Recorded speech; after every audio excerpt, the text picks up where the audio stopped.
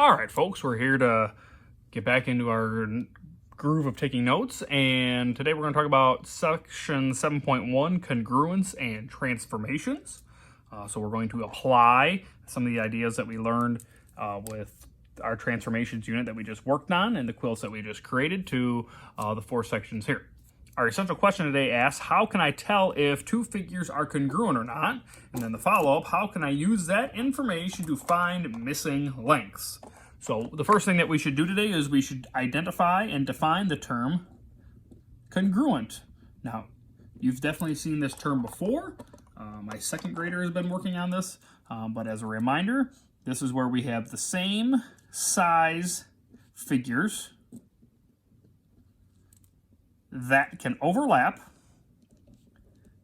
and that's like if we're talking about it in terms of like a two-dimensional figure, overlap by a series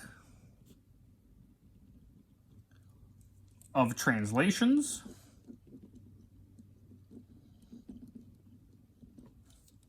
rotations and or reflections. Notice we don't have dilations in here because dilations changes the size of the figure, and for them to be congruent, they have to be the exact same size. We'll use dilation eventually, and it'll be a little bit of a different idea.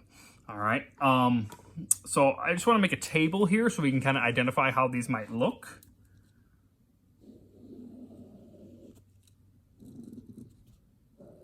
All right. So we have, I'm gonna make the same line in all three of our little blocks here. Try to put them at that same angle as well. All right. And then I'm gonna draw a different line, a different color, and just kind of talk about it from here.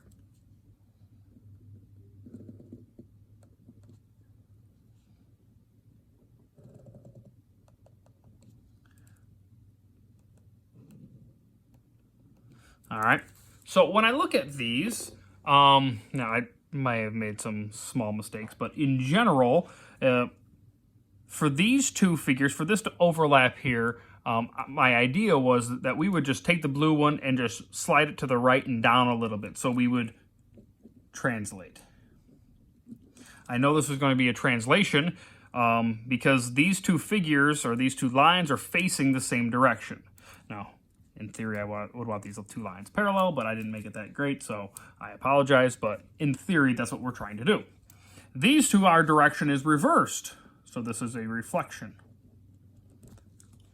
These two, to get this blue to overlap the red, assuming the red is the exact same size as the blue, I would have to turn it or rotate it. All right, so those are things I'm going to have to identify. Can I do these items to get these to overlap at all? If I can, then great, they're congruent. If I can't, then they are not congruent. All right, so that part, that's pretty much what we're trying to do and trying to find.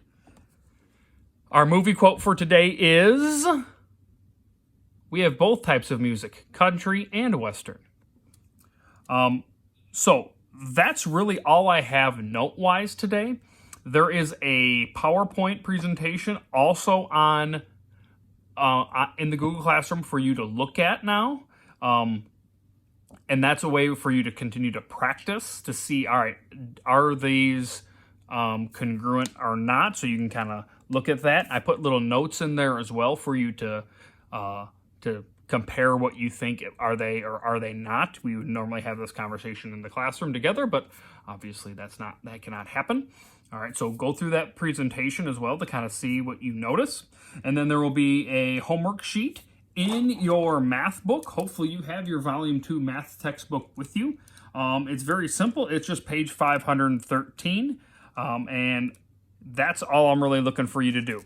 Page 513. If you do not have your textbook, that's okay. I'm going to do a screenshot and put that on the Google Classroom as well, so you can answer the questions that are on there, and you can kind of submit your answers from there. So if I'll put that on there. Your job as students now is just to do that page and then upload it to Google Classroom, and then I'll give you the feedback like normal. Okay? If you have questions, you know where to find me. Otherwise, enjoy your day.